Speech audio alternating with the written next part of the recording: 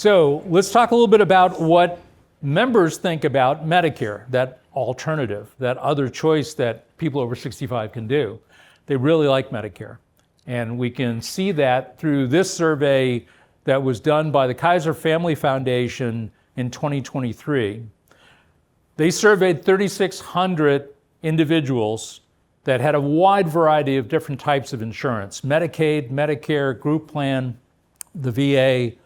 And they asked them a series of questions, but I'm going to focus in on kind of the summary question, which was, how do you grade the overall performance of your insurance? And here's what they said in comparing Medicare to employer-sponsored insurance. They liked it a lot. 91% rated it either good or excellent. Now, Medicare has an unfair advantage.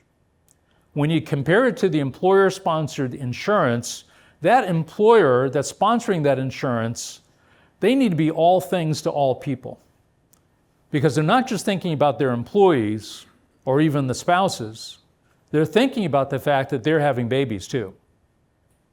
So the age range that an employer needs to think about goes from a newborn to people older than I am. And that's a real challenge to try to meet the needs of all of those people in a wide variety of different spans of life. Medicare doesn't have that issue. Medicare was built for and continues to be for people over the age of 65. Medicare is not worried about maternity care and NICU days and pediatric care. They're not worried about that. They're worried about helping older people stay healthy when their body is starting to decline. That's what they're focused on. Very proactive, very preventive. Some of the folks that are here today from Centerwell and Archwell, they only provide services to people on Medicare because it's specialized care.